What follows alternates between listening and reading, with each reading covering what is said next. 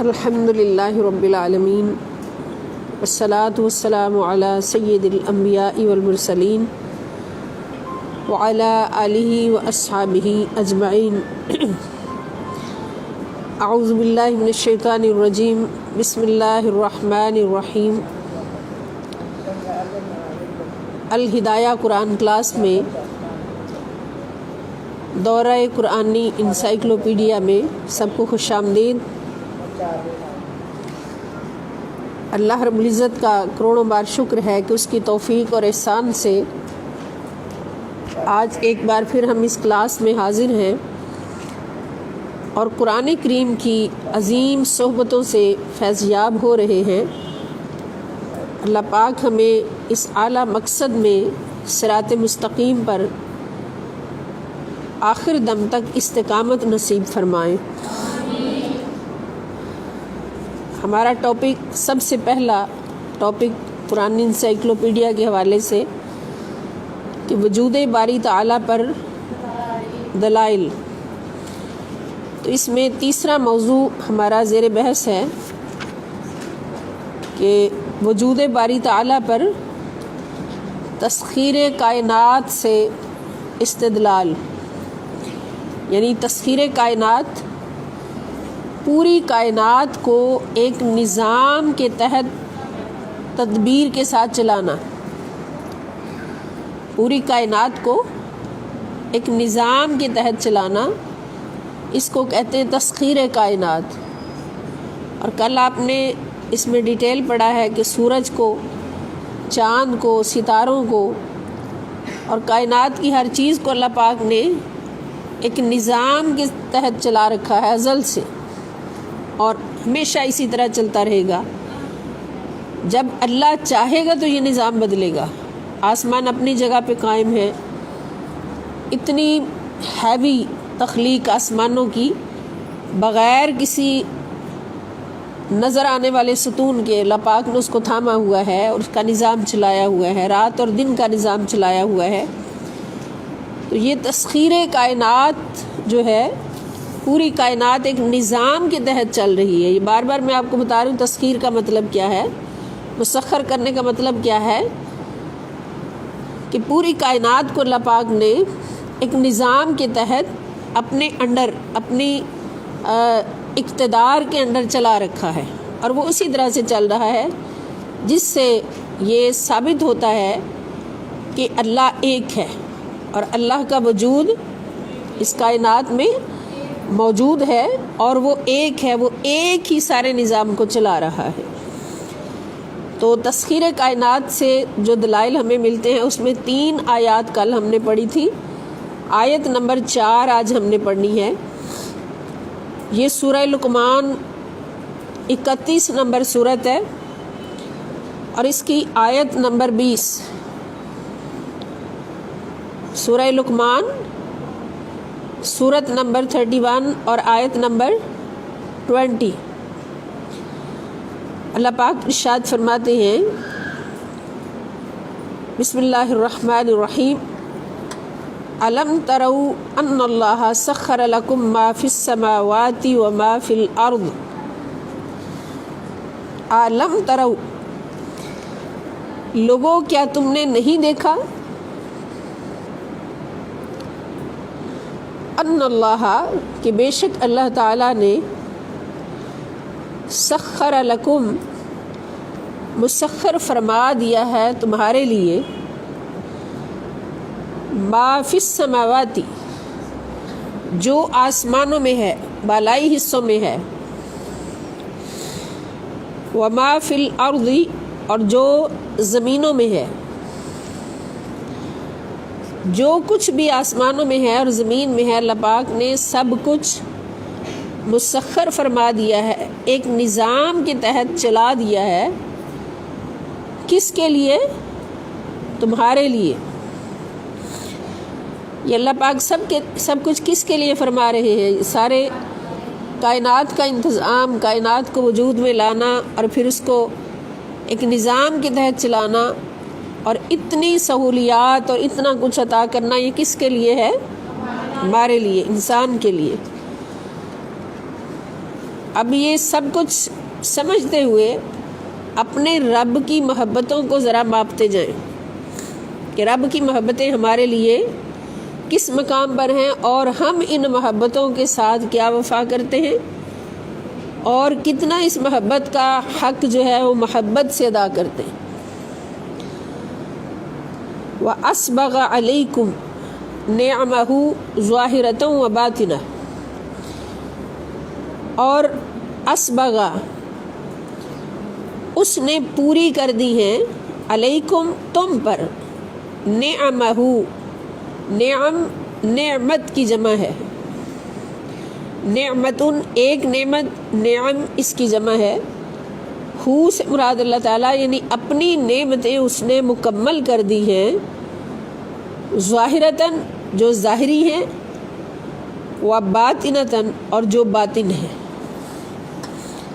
ظاہری نعمتیں بھی تم پر پوری کر دی ہیں اس نے، یعنی جتنی تمہاری ضرورت ہے ایز انسان، ایز اشرف المخلوقات اور مقام احسن تقویم پر فائز ہونے والا، جتنی تمہاری ضروریات ہیں اللہ پاک نے وہ ظاہری ہیں وہ باطنی ہیں وہ ساری کی ساری پوری کر دی ہیں۔ ہماری رینج وہاں تک پہنچ ہی نہیں سکتی، ہمارا نالج وہاں تک پہنچ ہی نہیں سکتا جو کچھ ہمارے رب نے ظاہر و باطن ہمارے لیے پیدا فرما دیا ہے۔ جو رب کی فرما برداری میں ڈھلتے جاتے ہیں ان کے لیے پھر وہ دروازے کھلتے جاتے ہیں، ان کے لیے پھر اللہ تعالیٰ کی معرفت کے راستے کھلتے جاتے ہیں، ان کو سمجھ آتی جاتی ہے اور اتنی ہی ان کی پھر علم کی وسعت ہوتی چلی جاتی ہے۔ اور جو دنیا میں فقط کھانے پینے کے لیے اور سونے جاگنے کے لیے آتے ہیں ان کے دماغ بند ہوتے ہیں، ان کے دل بند ہوتے ہیں۔ جو سہل پسند ہوتا ہے، جو محنت نہیں کرنا چاہتا، اپنے رب کو اس کی نشانیوں سے تلاش نہیں کرنا چاہتا، وہ انسان کامیاب نہیں ہوتا، وہ برباد ہوتا ہے۔ جو محنت کرتا ہے، جتنی کوئی محنت کرتا ہے اتنا ہی وہ کامیاب ہوتا ہے اور اس کے اللہ پاک اپنی معرفت کے راستے کھول دیتے ہیں۔ تو اللہ پاک نے اپنی ظاہری اور باطنی ساری نعمتیں تم پر پوری کر دی ہیں۔ وَمِنَ النَّاسِ، اللہ پاک فرماتے ہیں کہ بعض لوگ ایسے بھی ہیں، من جہاں آئے اس کا ایک معنی بعض کے بھی ہیں، آپ نے حروف جارہ میں پڑھا ہے من کے ایک سے زیادہ معنی ہیں، تو من کا مطلب بعض ہے یہاں پر، اور بعض لوگ ایسے ہیں من یجادلو جو جھگڑا کرتے ہیں، جادلہ یجادل ہوتا ہے جھگڑا کرنا، بحث کرنا کسی بات میں، جو جھگڑا کرتے ہیں فی اللہ اللہ تعالیٰ کی ذات کے بارے میں، اللہ کی ذات کے بارے میں جھگڑا کرتے ہیں، بغیر علم بغیر علم کے، بغیر علم کے، ولا ہدن اور بغیر ہدایت کے، ولا کتاب منیر اور بغیر روشن کتاب کی دلیل کے، روشن کتاب کی دلیل کے بغیر۔ یعنی اس سے پتہ چلا کہ جھگڑا جب ہوتا ہے اللہ کی ذات میں یا اللہ کے رسول صلی اللہ علیہ وسلم کی ذات میں، حضور کی عظمتوں کے بارے میں، تو وہ 3 وجوہات کی بنیاد پر ہوتا ہے۔ اہم بات نمبر 1 ہے علم کا نہ ہونا۔ جب کوئی جھگڑا کرتا ہے نا دوسرے سے کہ بتاؤ اللہ کہاں ہے، اللہ کیسا ہے، جھگڑا کرتا ہے اللہ کے بارے میں، یا نبی کریم صلی اللہ تعالی وسلم کی شان و عظمت کے بارے میں جھگڑا کرتا ہے کہ حضور کی یہ شان ہے یہ نہیں ہے، تو وہ اس کی 3 وجوہات ہوتی ہیں۔ نمبر 1 کہ اس کے پاس علم نہیں ہوتا، جن کے پاس علم نہیں ہوتا وہی جھگڑا کرتے ہیں، جن کے پاس علم ہوتا ہے، علم کا مطلب ہی جاننا، وہ جان جاتے ہیں کہ میرے اللہ کی شان کیا ہے اور میرے نبی کی شان کیا ہے۔ وہ جھگڑا کر ہی نہیں سکتے، سوال کر ہی نہیں سکتے۔ تو جھگڑا ہوتا ہے 3 بنیادوں پر۔ نمبر 1 علم کا نہ ہونا، نمبر 2 ہدایت کا نہ ہونا، وہ بھی جھگڑا کرتے ہیں جن کو ہدایت نصیب نہیں ہوئی ہوتی۔ جو ہدایت یافتہ ہوتے ہیں وہ کبھی بھی جھگڑا نہیں کرتے، وہ قرآن کی ہر بات پر سر جھکاتے ہیں، آمنا و صدقنا کہتے ہیں۔ تو جھگڑے کی دوسری وجہ کیا ہے؟ ہدایت کا نہ ہونا۔ اور جھگڑے کی تیسری وجہ ہے کسی دلیل کا نہ ہونا، کسی روشن کتاب کا نہ ہونا، کسی روشن کتاب کا نہ ہونا جہاں سے ہمیں دلیل مل سکے، جھگڑا کرنے والے کو جہاں سے دلیل مل سکے، روشن کتاب کا نہ ہونا۔ یہ 3 چیزیں جس کے پاس نہیں ہیں وہی جھگڑا کرتا ہے۔ اس لیے کیا کرنا چاہیے؟ اگر کوئی جھگڑا کرنا چاہے تو اسے کو بھی سلام ہے، ہم تیرے ساتھ نہیں جھگڑا کرتے، ہم اپنے رب کو بھی بغیر دلیل کے مانتے ہیں، اپنے رسول پاک صلی اللہ علیہ وسلم کی ہر عظمت پہ ہم قربان ہیں۔ جو کچھ قرآن ہمیں بتاتا ہے، اللہ نے بتایا ہے، تو ہم ہر عظمت پہ حضور علیہ السلام کی ہر عظمت پہ قربان ہیں، ہم جھگڑا نہیں کرتے۔ اس لیے کہ ہمارے پاس علم بھی ہے الحمدللہ، ہمارے پاس اللہ کے فضل سے، نبی پاک صلی اللہ علیہ وسلم کے احسان سے ہدایت بھی ہے، اور ہمارے پاس روشن کتاب بھی موجود ہے۔ جن کے پاس یہ 3 چیزیں نہیں ہیں وہ کیا کرتے ہیں؟ جھگڑا کرتے ہیں۔ تو اس آیت مبارکہ کے اندر بھی بنیاد جو ہے وہ تسخیر کائنات سے اللہ کے وجود پر دلیل ہے۔ اب آیت نمبر 5 یہ سورہ زمر، الزمر کی سورہ زمر 39 نمبر سورت ہے، اور اس کی آیت نمبر 5 ہے۔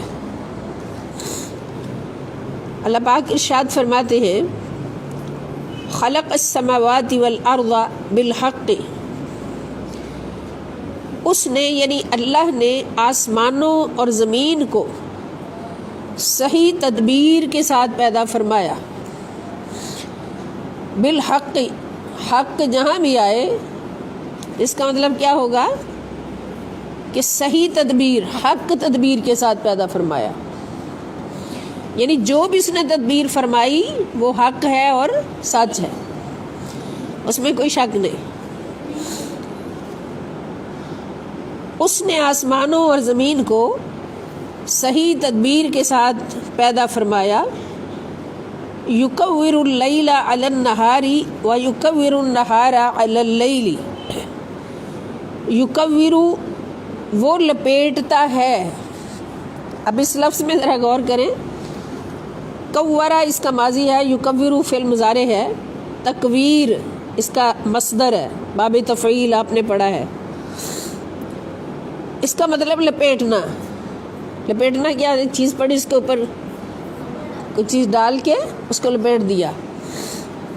اب یہ لفظ جو میں نے دیکھا تو یہ تو انگلش میں بھی یہ لفظ استعمال ہوتا ہے نا، کور کرنا، کور ہے نا انگلش میں، تو یہ عربی کی فصاحت دیکھیں، عربی زبان کی، کہ انگلش نے بھی عربی کے الفاظ لیے ہوئے ہیں۔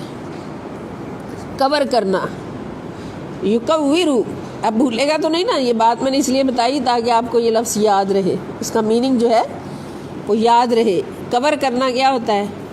ڈھانپنا، ڈھانپنا، لپیٹنا۔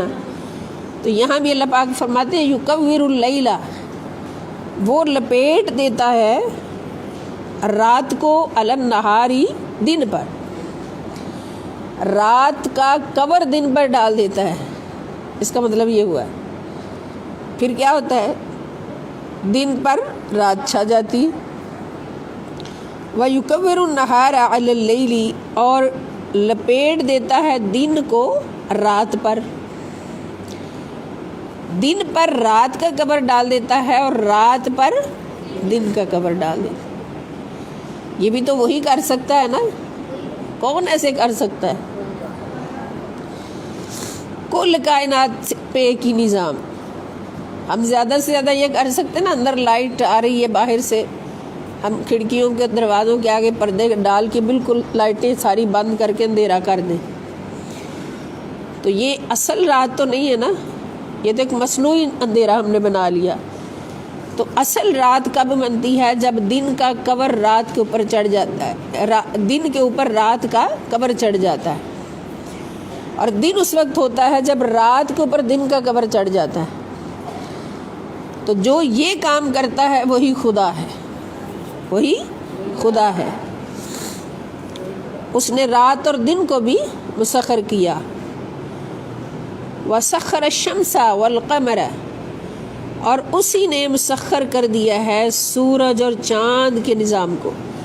سورج اور چاند کو ایک نظام کے تحت اس نے مسخر کر دیا ہے. کل یجری لأجل مسمى، کل یہ سارے کے سارے، یعنی ستارے بھی سیارے بھی. آپ کو یہ فرق پتہ ہے نا ستارہ اور سیارہ کا؟ ستارہ وہ ہوتا ہے جو اپنی جگہ ٹھہرا رہتا ہے، روشن ہوتا ہے، وہیں پہ چھپ جاتا ہے، وہیں پہ نکل آتا ہے. ستارے اپنی جگہ نہیں چھوڑتے، ستارے وہیں کے وہیں موجود ہوتے ہیں. جب سورج آتا ہے تو اس کی روشنی اتنی ہوتی ہے تیز کہ ستارے نظر نہیں آتے، ہوتے وہیں پہ ہیں. جب رات آتی ہے، اندھیرا چھا جاتا ہے، تو پھر وہ ان کی طرح لائٹوں کی طرح جگمگاتے نظر آنے لگ جاتے ہیں. ستارے یعنی جب رات آتی ہے تو پھر اندھیرے کے اندر وہ لائٹنگ نظر آتی ستاروں کی. لیکن جب سورج نکلتا ہے تو اس کی روشنی اتنی زیادہ ہوتی ہے کہ اس کے سامنے ستارے سارے چھپے نظر آتے ہیں، حالانکہ وہ ہوتے وہی موجود ہیں، چمک رہے ہوتے ہیں. لیکن سورج کی روشنی اتنی تیز ہوتی ہے کہ اس میں باقی ستارے نظر نہیں آتے. تو جس ستارے اپنی جگہ ٹھہرے رہیں وہ ستارے ہیں، اور جو اپنی جگہ سے ہلتے ہیں، ایک مدار پہ چلتے ہیں اللہ کے دیے ہوئے نظام کے تحت. اللہ تعالیٰ جن کے ایک نظام کے تحت چلاتا ہے، اس کے پیچھے بھی ایک حکمت ہوتی ہے، ایک مقصد ہوتا ہے. جیسے پہلا چیپٹر آپ نے پڑھا کہ ہر تسخیر کے پیچھے ایک مقصد ہے. کائنات کی ہر تخلیق کی تسخیر کے پیچھے ایک مقصد ہے. تو جب سیارہ اپنی جگہ بدلتا ہے، اپنے مدار پر چلتا ہے، تو اس کے پیچھے بھی ایک تدبیر ہے، ایک مقصد ہے. تو سیارے وہ ہوتے ہیں، سیارہ سیر سے نکلا ہے نا، سیارہ بہت سیر کرنے والا چلنے والا. تو سارا یہ سیر ہوتا ہے نا، سیر کرنا، چلنا، تو اس سے سیارہ بنا. تو سیارہ جو ہے یہ اس کا مطلب بہت زیادہ چلنے والا، سیر کرنے والا. تو سیارہ وہ ہے جو اپنے مدار پر چلتا ہے، سیر کرتا ہے. تو آپ بتا سکتے ہیں کہ آسمان پر اس وقت کون سا سیارہ چمک رہا ہے؟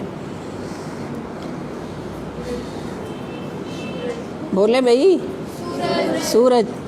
سورج بھی سیارہ ہے، چاند بھی سیارہ ہے. اور جتنے نظر ہمیں ستارے آتے ہیں، جیسے کل بھی ہم بات کر رہے تھے نا کہ کھتیاں اور تکھڑیاں ان کا نام تھا، وہ مجموعہ ستاروں کا، وہ چلتے تھے اپنے مدار پر. تو بہت سارے ستارے ہیں، ہمیں نظر ستارے آتے ہیں، وہ سیارے ہیں. ستاروں میں بھی بہت سارے سیارے ہیں. تو ان سارے ستاروں اور سیاروں کو مسخر کیا ہے اللہ پاک نے. کل یجری لاجل مسمى، یہ سارے کے سارے مقررہ حد تک چلتے ہیں. یجری چلتے ہیں، لاجل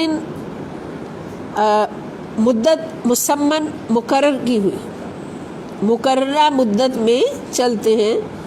تو ایک کسی بھی امر کے لیے، کسی بھی کام کے لیے ایک مدت مقرر کر دینا، یہ بھی اللہ رب العزت کا ایک ڈسپلن ہے. اللہ پاک کا عطا کیا ہوا ایک ڈسپلن ہے کہ اس طریقے سے، اس انداز سے جو اللہ پاک نے ہمیں سکھایا ہے کہ جو کام بھی کرو اس کی ابتدا بھی مقرر ہو، انتہا بھی مقرر ہو، اور اس کو اس ڈسپلن کے تحت کرو، اس کے پیچھے ایک مقصد بھی ہو. بے مقصد کام جو ہوتا ہے وہ بھی انڈسپلنڈ ہوتا ہے، جس کا کوئی آغاز اور انجام نہ ہو وہ بھی انڈسپلنڈ ہوتا ہے. تو یہ ساری باتیں اللہ پاک نے ہماری تربیت فرما رہے ہیں، ہمیں سکھائی ہیں کہ اللہ کا جو نظام ہے، اللہ کے خلیفہ ہوتے ہوئے اس نظام کے پابند رہو۔ کہ اتنا بڑا نظام جب چل رہا ہے تو اس کے پیچھے ایک ڈسپلن ہے، اعلیٰ ڈسپلن ہے، تو تم بھی جب ڈسپلن کی پابندی کرو گے تو تم بھی بڑے بڑے نظام چلا سکو گے، اللہ کے خلیفہ ہو تم۔ اور اللہ رب العزت کا ڈسپلن کیا ہے کہ ہر کام کے لیے ایک حد مقرر کی ہوئی ہے، ایک وقت ابتدا ہے اور ایک وقت انتہا ہے۔ الا هو العزیز الغفار، یعنی ہر ستارہ اور سیارہ ایک مقررہ مدت تک کے لیے چلتا رہتا ہے اپنے مدار میں۔ الا خبردار، ہوا وہی خدا، العزیز پورے نظام پر غالب ہے۔ عزیز کا مطلب کیا ہوتا ہے؟ غالب، پورے نظام پر غالب ہے۔ غفار، الغفار بڑا بخشنے والا ہے، بہت بخشنے والا ہے۔ بڑی سے بڑی خطائیں جو ہیں ہماری وہ اگنور کرنے والا ہے۔ تو اس سے ہمیں سبق کیا ملا کہ جس کو دنیا میں بڑائی ملے اس کو اتنا ہی زیادہ معاف کرنے والا ہونا چاہیے۔ اللہ رب العزت کی بارگاہ اقدس سے جتنی کسی کو بڑائی ملے اتنا ہی اسے درگزر کرنے والا ہونا چاہیے، معاف کرنے والا ہونا چاہیے۔ یہ اللہ رب العزت کی سنت ہے۔ اللہ سب سے بڑا ہے اور سب سے زیادہ رحمان ہے، تو جو جتنا بڑا ہو اس کے اندر اتنی زیادہ رحمت ہونی چاہیے۔ اور پھر بڑا ہوگا ہی وہ جس کے اندر رحمت ہوگی، جس کے اندر نرمی ہوگی، اور درگزر کرنے والا ہونا چاہیے۔ جو جتنا بڑا ہو اس کو درگزر کرنے والا ہونا چاہیے۔ گھر میں باپ ہے، کسی ادارے میں پرنسپل ہے، استاد ہے، تو ہر اس ہستی کے اندر کہ جس نے ایک نظام چلانا ہے اس کو اللہ رب العزت کی سنتوں کا پابند ہونا چاہیے۔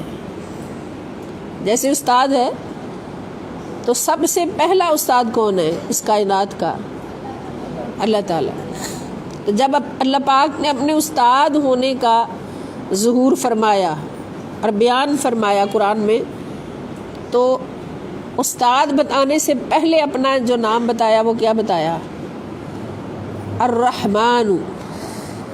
سورہ رحمان ہے نا، کیا فرمایا؟ الرحمن علم القرآن۔ علامہ بعد میں بتایا، پہلے اپنی صفت بتائی کہ اس صفت کے ساتھ میں استاد ہوں۔ اپنے استاد ہونے کے لیے جو صفت بتائی، کون سی بتائی؟ الرحمن۔ فرمایا الرحمن نے علم القرآن، قرآن سکھایا۔ قرآن کریم کا استاد سب سے پہلا اللہ رب العزت، اور شاگرد سب سے پہلے نور محمد مصطفیٰ صلی اللہ تعالیٰ علیہ وآلہ وسلم۔ تو پھر جو استاد ہو اس کے اندر سب سے پہلی خوبی جو ہونی چاہیے وہ کیا ہونی چاہیے؟ رحمت، نرمی، پیار، محبت۔ اور جو بلا وجہ سختی کرے، بلا وجہ مارے شاگردوں کو یا زبان سے غلیظ الفاظ بولے، وہ استاد نہیں ہو سکتا۔ استاد کی خوبی سب سے پہلی کیا ہے؟ رحیم ہونا، رحمت والا ہونا۔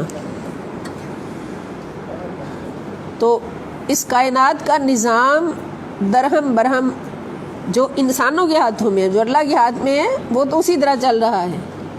کیوں چل رہا ہے؟ کہ اللہ پاک نے ایک ڈسپلن کے ساتھ چلایا ہوا ہے، اور وہی ڈسپلن ہمیشہ قائم رہتا ہے۔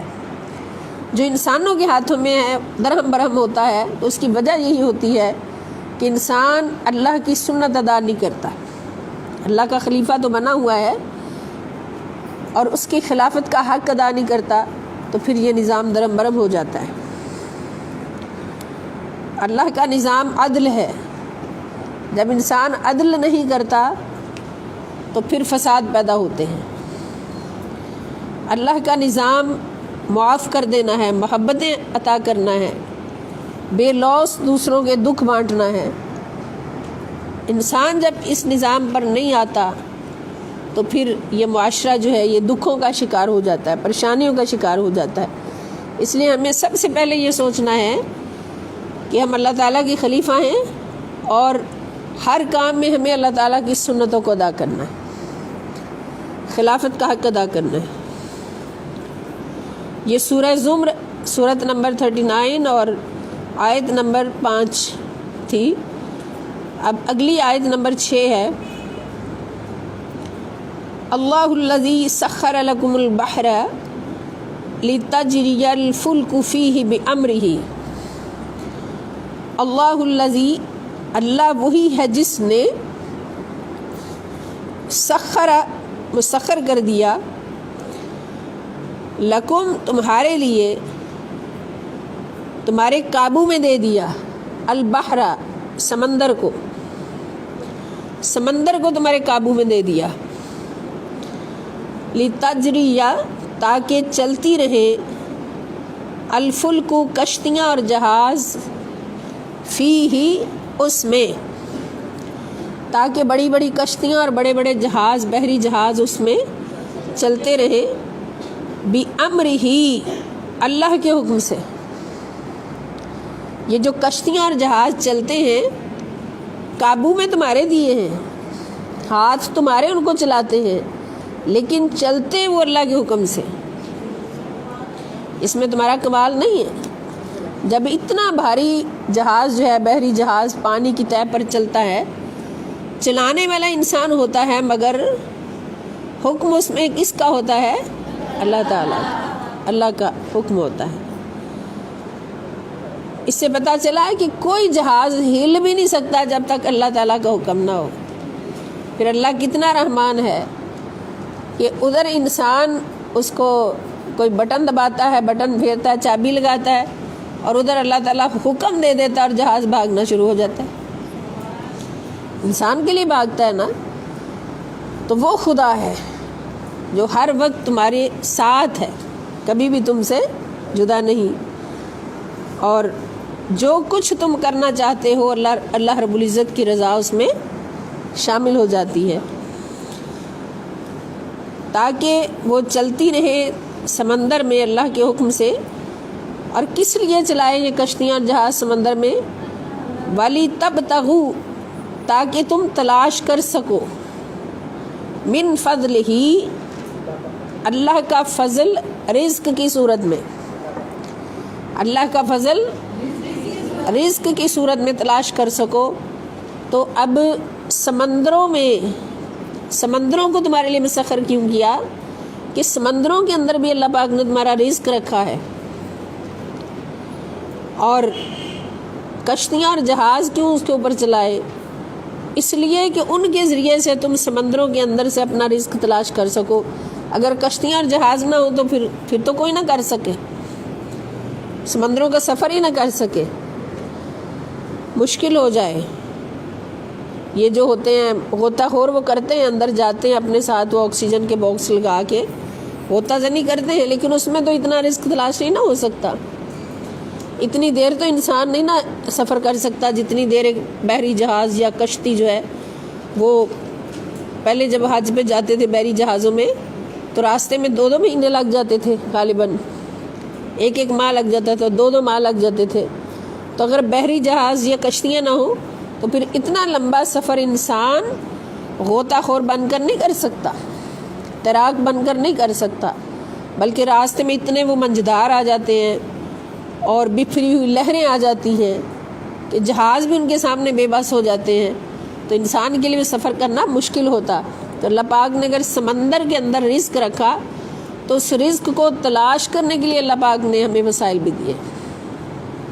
کوئی جگہ ہے جہاں خدا ہمارے ساتھ نہیں ہے؟ اللہ تعالیٰ نے فرمایا نا، نحن اقرب الیہ من حبل الورید، کہ میں انسان کی اشارت سے بھی قریب ہوں۔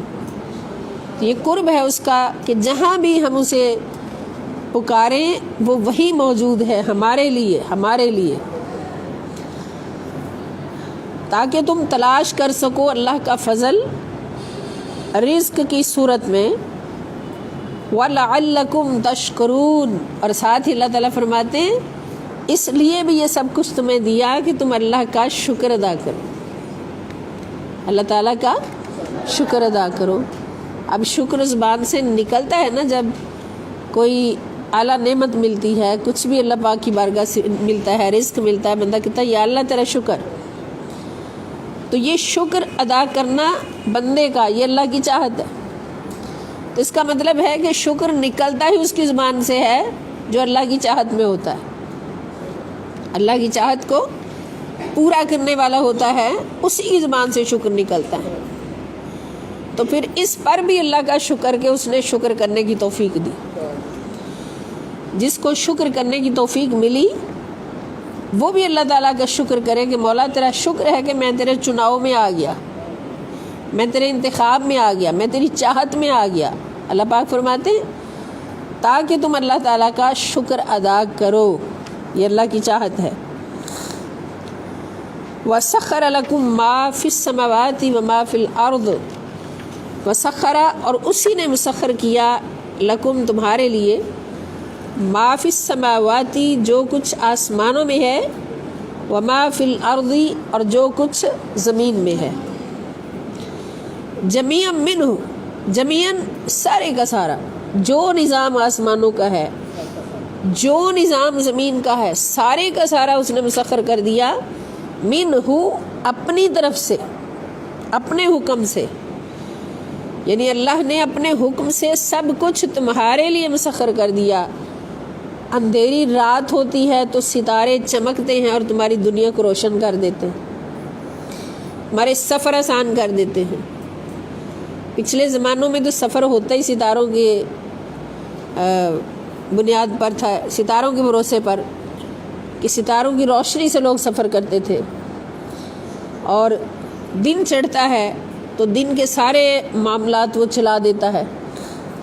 سورج کو کہتا ہے تو کرنیں بکھیر دے، بادلوں کو کہتا ہے دھوپ تیز ہو جائے تو تم آگے چھاؤں کر دو، ہوا کو کہتا ہے کہ کبھی ٹھنڈی چل، کبھی گرم چل، کبھی مشرق سے چل، کبھی مغرب سے چل، جو جو ہمارا فائدہ ہوتا ہے اللہ پاک اس چیز کو ہمارے لیے چلا دیتا ہے۔ تو اللہ پاک فرماتے ہیں آسمانوں میں اور زمین میں جو کچھ بھی ہے سب کا سب اللہ تعالیٰ نے اپنے حکم سے تمہارے لیے مسخر کر دیا، ہمارے فائدے کے لیے ہے۔ ان فی ذالک، بے شک اس میں، فی کے معنی میں، ذالک اس میں، لآیات، یقیناً نشانیاں ہیں، لقوم، ان لوگوں کے لیے، یتفکرون، جو غور و فکر کرتے ہیں۔ نشانیاں کون سی؟ وجود باری تعالیٰ کی پہچان کی نشانیاں، لیکن ان کے لیے جو غور و فکر کرنے والے ہیں، ان کے لیے نہیں، جو گدھوں کی طرح سونے والے ہیں، گدھوں کی طرح زندگی گزارنے والے ہیں، ان کے لیے نشانیاں ہیں جو غور و فکر کرنے والے ہیں۔ تو اس آیت مبارکہ کے اندر بھی تسخیر کائنات سے اللہ رب العزت کے وجود پر دلیل ہے کہ اللہ پاک نے آسمانوں، زمینوں، ہر چیز کو مسخر کر دیا ہے، اور ہر چیز اللہ رب العزت کے حکم کی پابند ہے، کوئی پتا بھی نہیں گرتا۔ لا تسقط من ورقۃ، ایک پتا بھی نہیں گرتا سوائے اللہ کے حکم کے۔ تو یہ آیات، 6 آیات ہم نے پڑھی ہیں، سمجھی ہیں، تسخیر کائنات سے اللہ رب العزت کے وجود پر دلیل۔ اب اگلا ٹاپک ہمارا چوتھا ہے، یہ چوتھا ٹاپک، الاستدلال بخلق السماء والارض فی 6 مدد او 6 مراحل، کہ 6 مدتوں یا مرحلوں میں زمین اور آسمان کی تخلیق سے استدلال، 6 مدتوں یا مرحلوں میں زمین اور آسمان کی تخلیق۔ یعنی اللہ پاک نے زمین 7 آسمان اور زمین کو 6 مدتوں میں یعنی 6 مراحل میں بنایا ہے، اور اس کو فی 6 ایام فرمایا، 6 دنوں میں۔ دنوں سے مراد کیا ہوں گے؟ مراحل، مرحلے ہوتے ہیں نا، ایک بلڈنگ بنانے کے بھی مراحل ہوتے ہیں، تو اس طرح اللہ پاک نے 6 مراحل میں زمینوں اور آسمانوں کو بنایا۔ اس میں ابھی جو آیت آپ نے پڑھی ہے پچھلی تخلیق کائنات والی، اس کا حوالہ نہیں لکھا، سورۃ الجاثیہ، سورت نمبر 45 اور آیت نمبر 12 اور 13، جو پچھلی آیت پڑھی ہے پچھلے ٹاپک کی، سورۃ الجاثیہ سورت نمبر 45 اور آیات نمبر 12 اور 13۔ اب اگلا ٹاپک ہمارا ہے 6 مدتوں یا مرحلوں میں زمین اور آسمان کی تخلیق سے استدلال۔ اللہ پاک فرماتے ہیں ان ربکم اللہ الذی خلق السماوات والارض فی 6 ایام ثم استوى علی العرش۔ ان بے شک یقیناً ربکم اللہ الذی تمہارا رب وہی اللہ ہے، تمہارا رب اللہ ہے، الذی جس نے خلق السماواتی پیدا کیا آسمانوں کو، والارض اور زمین کو، فی میں 6 ایام دن، 6 دنوں میں پیدا کیا، یعنی 6 مدتوں یا 6 مرحلوں میں پیدا کیا، بالائی کائنات کو بھی، آسمانوں کو، اور زیریں کائنات یعنی زمین کو۔ ثم پھر استوا، پھر جلوہ افروز ہوا، استوا فرمایا، استوا فرمانا جلوہ افروز ہوا، علی العرش عرش پر، اپنی شان کے مطابق، اپنے اقتدار کے ساتھ، یعنی زمین و آسمان پیدا کر لیے، پھر عرش پر اپنی شان کے مطابق اپنے اقتدار کے ساتھ جلوہ افروز ہوا۔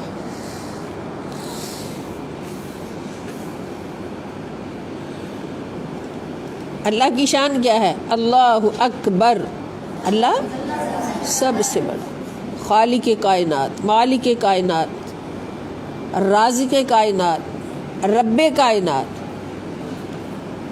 تو اپنی شان کے مطابق، اپنے اقتدار کے ساتھ، اقتدار اعلیٰ کس کے پاس ہے؟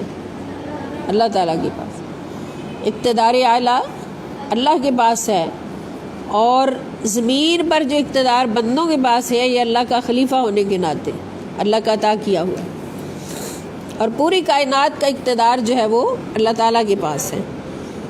تو اس اقتدار کے ساتھ اللہ تعالیٰ اپنی شان سے عرش پر جلوہ افروز ہوا۔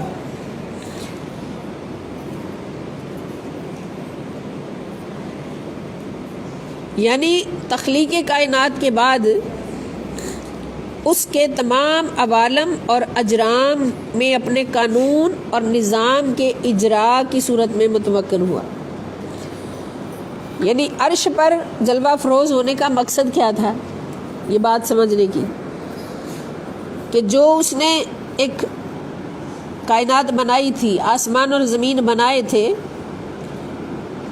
ان کی تخلیق فرمائی تھی، تو تخلیق کائنات کے بعد اس کے تمام حالات، عوالم اور اس کے تمام اجرام میں اپنے قانون اور نظام کو نافذ کرنے کے لیے عرش پر جلوہ افروز ہوا۔ بادشاہت اپنی، اللہ پاک نے اپنے اقتدار پر جلوہ افروز ہوا تاکہ اب اس کائنات کا نظام چلائے، نظام چلانے کے لیے۔ تو اس آیت مبارکہ سے پتہ چلتا ہے کہ اللہ رب العزت کا وجود، اس وجود پر یہ دلیل ہے کہ آسمانوں جیسی طاقت اور زمینوں جیسی طاقت جس نے 6 مراحل میں بنائی، پیدا کی ہے، وہ خدا ہے۔ وہ ایک وجود ہے جس نے یہ سارا کچھ تخلیق کیا ہے، وہ ایک وجود ہے۔ یہ سورۃ الاعراف ہے، سورت نمبر 7 اور آیت نمبر 54، آیت نمبر 54 سورۃ الاعراف۔ اس ٹاپک میں دوسری آیت، ان ربکم اللہ الذی خلق السماوات والارض فی 6 ایام ثم استوى علی العرش، بے شک تمہارا رب اللہ ہے، ان ربکم اللہ، بے شک تمہارا رب اللہ ہے، الذی جس نے خلق پیدا کیا، السماواتی آسمانوں کو، والارض اور زمین کو، فی 6 ایام 6 مراحل میں، 6 دنوں میں۔ زمین اور آسمانوں کی بالائی اور زیریں کائنات کو، پوری کائنات کو آسمانوں سے لے کے زمین تک 6 دنوں میں، یعنی 6 مدتوں میں یا 6 مرحلوں میں پیدا کیا۔ ثم استوى علی العرش، پھر وہ جلوہ افروز ہوا عرش پر، اپنی شان کے مطابق اور اپنے اقتدار کے ساتھ، اپنی شان کے مطابق اپنے اقتدار کے ساتھ عرش پر متمکن ہوا۔ یدبر الامر، وہ تدبیر فرماتا ہے ہر کام کی، وہی ہر کام کی تدبیر فرماتا ہے۔ ما من شفیع، نہیں کوئی بھی سفارشی، کوئی بھی سفارش نہیں کر سکتا، اس کے حضور کوئی بھی سفارش کرنے والا نہیں ہے، الا من بعد اذنہ، مگر اس کے حکم کے بعد۔ جب تک اس کا حکم نہ ہو تو کوئی اس کی بارگاہ میں سفارش نہیں کر سکتا۔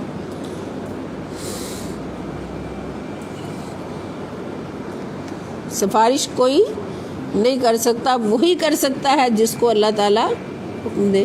اس کا مطلب سفارش کا وجود تو ہے نا۔ شفاعت ایک حقیقت ہے، شفاعت ہونی ہے۔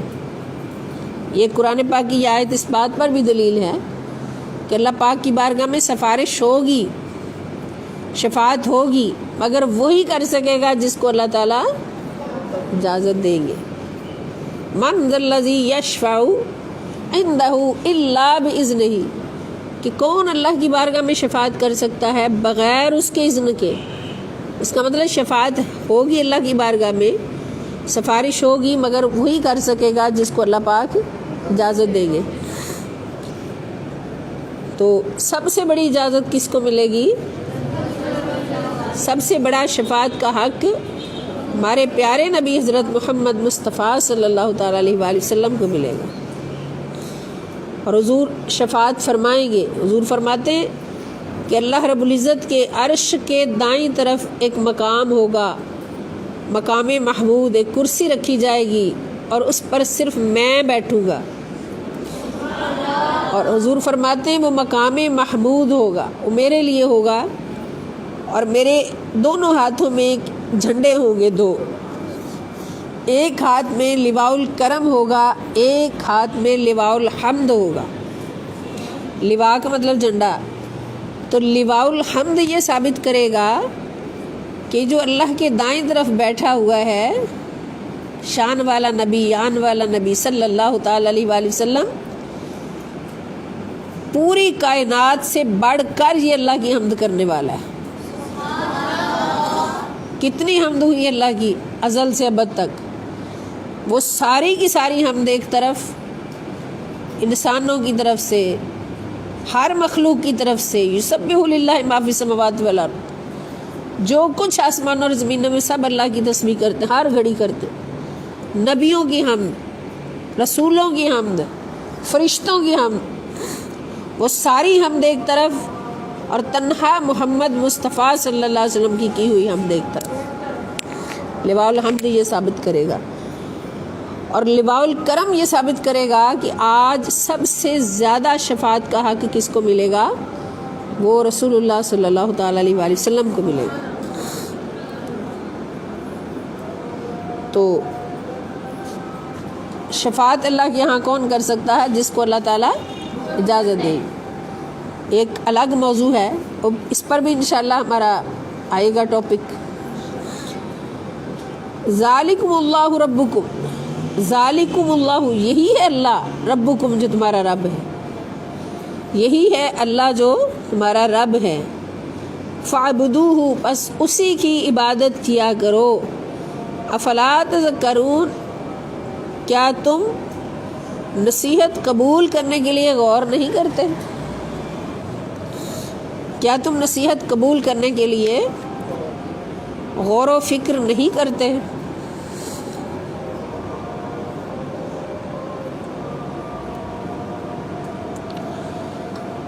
یہ سورہ یونس 10 نمبر سورت ہے اور آیت نمبر 3، سورہ یونس کی آیت نمبر 3.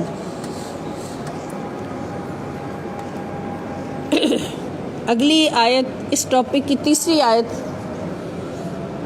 وَهُوَ الَّذِي خَلَقَ السَّمَاوَاتِ وَالْأَرْضَ فِي سِتَّةِ أَيَّامٍ. وَهُوَ الَّذِي وہی اللہ ہے جس نے خلق پیدا کیا السماواتی آسمانوں کو، والارض اور زمین کو، آسمانوں اور زمین کی بالائی اور زیریں کائناتوں کو پیدا کیا، فی ستۃ ایام 6 روز میں، یعنی 6 مراحل میں.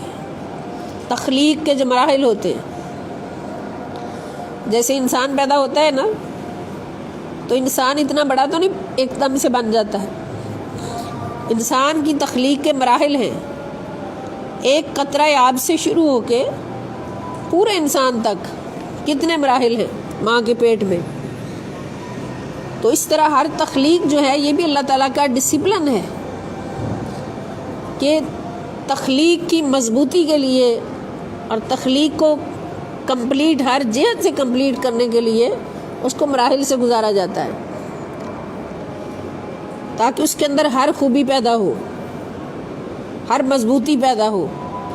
تو اللہ تعالیٰ نے آسمانوں اور زمین کو 6 مراحل سے گزار کر پیدا کیا، اور ان کی مضبوطی ہمارے سامنے. یہ بھی اللہ کے وجود پر دلیل ہے، اللہ تعالیٰ کے وجود پر.